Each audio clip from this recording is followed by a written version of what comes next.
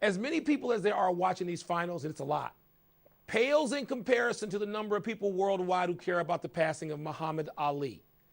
You saw a little more of his career than I did, Tone, but I know we agree that he was one of the 2 or 3 most impactful athletes of the 20th century. Tony, you and I did not talk about Ali's passing over the weekend, but I know he was front and center in your thoughts. This is one of those days where it actually does pay to be old, because I saw Ali fight and I covered Ali. I was in his presence and he talked to me. And that's not a big deal, Mike, as you know. He talked to everybody. He didn't need the Players' Tribune.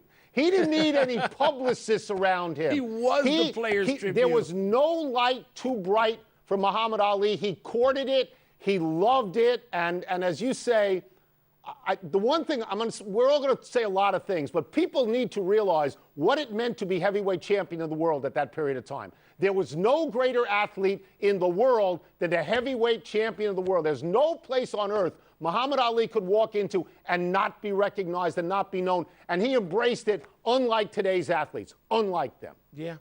Tony, I thought about so many things when I heard about this very late after midnight, Friday night, Eastern time, when I was out in San Francisco, and it's still 9 o'clock, and people immediately began to talk about their memories.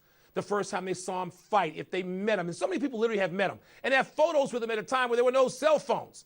Because Ali, like you said, Tony, he didn't run from anybody. He embraced, he hugged everybody. And kissed everybody he came in contact with.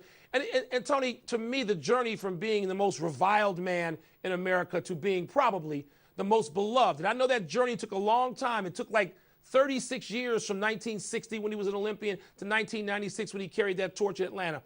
But Tony, the other night, I guess I reveled in his activism and his rebellion as much as the fights, but the fights are what made him and gave him the platform.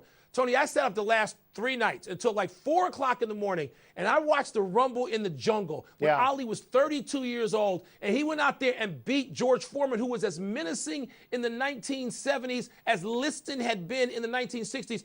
And he's so brilliant. People go to YouTube, watch Ali's fights. So I'm watching all the coverage, and I'm listening to people in their 30s talk about him. And they're saying things like, and nobody gave him a chance against Liston. There's a reason for that. Sonny Liston was the baddest man on the planet. Of course nobody gave him a chance against Liston. And people talk about his life being, sort of defined by controversy, and it was. But the first thing I think about, Mike, because I saw him when he was really young, when he first started out, he was gorgeous. He was the prettiest guy, and he talked about it all the time, and he was sleek, and he was a middleweight in a heavyweight's body, and all of the other things, and all of the other things are important. When I think about Ali, I am sort of amazed. I don't think he was the most reviled man in America, because there were kids like me who looked at Ali and Namath as countercultural heroes and liked everything they did. But if you took an accurate poll, a lot of people hated him. And they were not just white people and black people. They were scared when he went to the Fruit of Islam. They didn't know what this was about. And to have come in 20 or 30 or 40 years to be the most beloved person in the country, to have presidents call you in, it's like, how did that happen? Yeah. How? Tony, I think it was a combination of the skill. And we are drawn like moths to a flame to athletic skill. We are.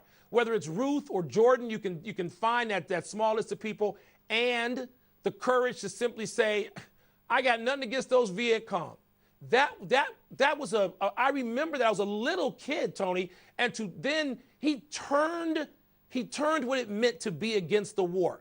And so sort of the courage of conviction, whether he knew he was doing it or not. Now, athletes now don't do this at all, but others then, Jim Brown, Bill Russell, Kareem Abdul-Jabbar. They did. None became as beloved as Muhammad Ali. No. I'm wondering if in some strange way, it's because the Parkinson's put him in this prison of silence. In a sympathetic light? Yeah, but maybe. But he is worldwide. There's never been an athlete, never as big as him worldwide. Never. No. Never. No. And Tony, by the way, kudos to ESPN2 for showing these fights like around the clock.